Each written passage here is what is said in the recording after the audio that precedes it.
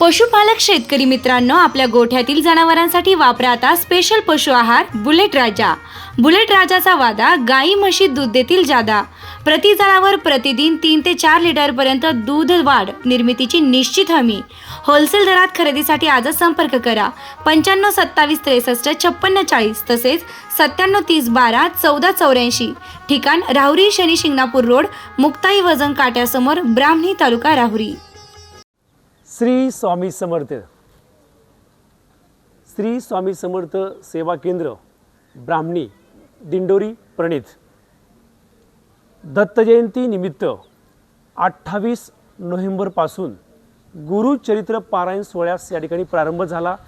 पहिल्या दिवशी सर्व सेवेकरी एकत्र आले.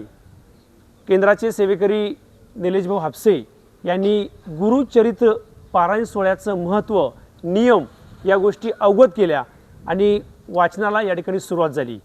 सुमारे 150पेक्षा जास्त अधिक पुरुष आणि महिला सेवेकरी गुरुचरित्र पारायण सोहळ्यासाठी या ठिकाणी बसून आहेत.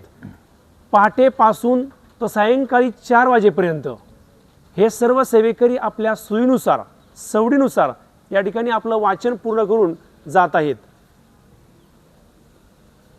ब्राह्मणी गावातील सुमारे 10 ते 12 वाड्या वस्त्यावर गेल्या अनेक दिवसापासून छोट्या मुलांसाठी बालसंस्कार शिबिर सुरू आहेत.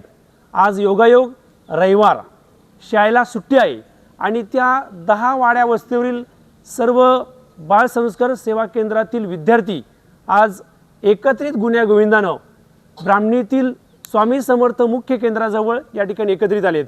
खरं तर या चिमुकल्यांचं जणू संमेलनच भरलं आहे असंच म्हणावं लागेल. आणि आपल्या या गुरुचरित्र पारणाची सांगता आहे 5 डिसेंबरला आणि 4 तारखेला आहे भगवान दत्तात्रेय महाराज यांचा जन्मोत्सव सोहळा. आपल्या समयेत स्वामी समर्थ सेवा केंद्र ब्राह्मणीचे सेवेकरी आदरणीय निलेशभाऊ हापसे आहेत. आपण त्यांच्याकडून जाणून घेऊयात नेमकं आपलं 4 तारखेचं नियोजन आणि 5 तारखेचं नियोजन काय. आपण आपल्या सेवेकऱ्यांना काय आव्हान करणार आहोत. श्री स्वामी समर्थ.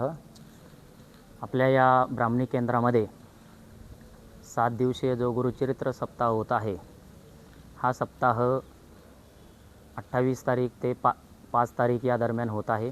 आज वाचनाचा 3रा दिवस आहे.